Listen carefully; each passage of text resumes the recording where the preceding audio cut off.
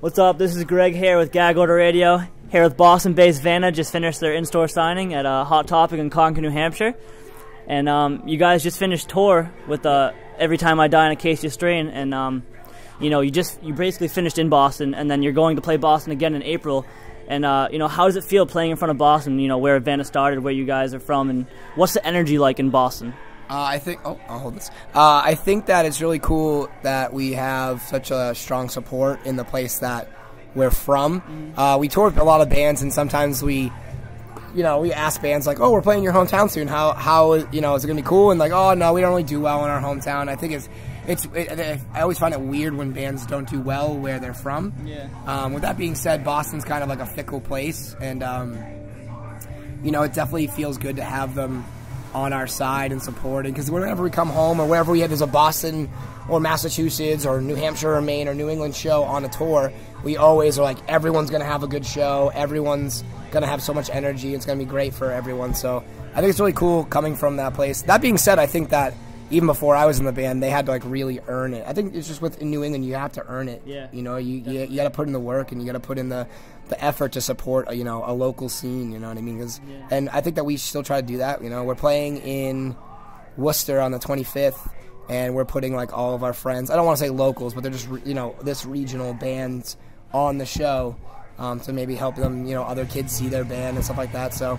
If you support Boston, Boston supports you. Kind of yeah, exactly. Definitely. Yeah. And looking at the tour dates from last tour, you guys basically sprinted around the country. You started in Chicago. Every night. Went up and over and back down. I was looking through, and I think I saw like one date where you guys didn't play. And what kind of toll does it take on your body or your psychology? What's it like being on a tour for 2 months and just basically sprinting the whole way through? It's good. Still sick. Yeah, so most of us are still kind of sick now, and it's really hard.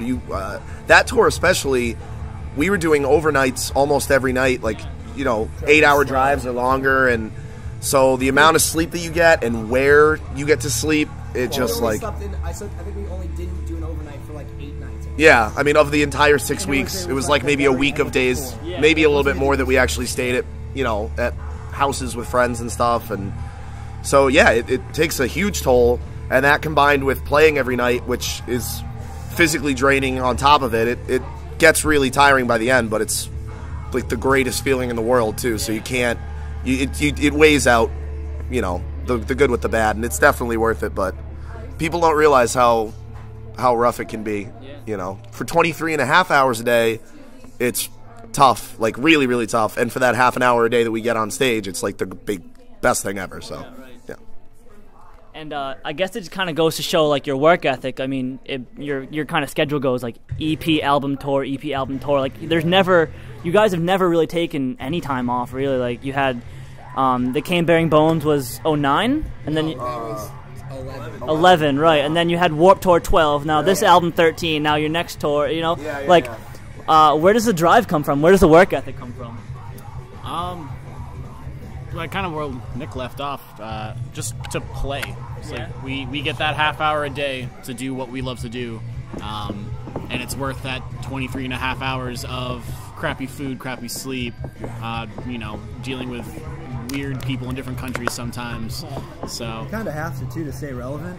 Especially these days. Yeah, you gotta stay. It's such a saturated market where, like, if we were to take like 4 months off, that would set us back. You start over so much. It would just be like you have to keep going. All the hard work that we do and to make records and stuff, and that the touring thing is the whole point of making records, is to go to shows and have kids connect with you and come and hang out. That's the whole point of it. So taking any time. Plus I don't know, I feel like when we got too much time off, we all try to work and stuff, but we all just get okay, I'm ready to go again. So, when you get home, you're like, oh, I'm home, I don't want to do anything.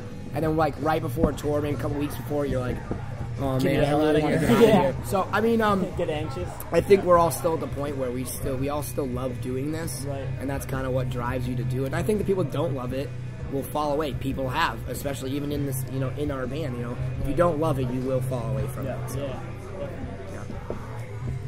And, speaking of dealing with crazy people on tour and whatnot, I guess something pretty weird happened out in Texas. I was wondering if you could elaborate on that.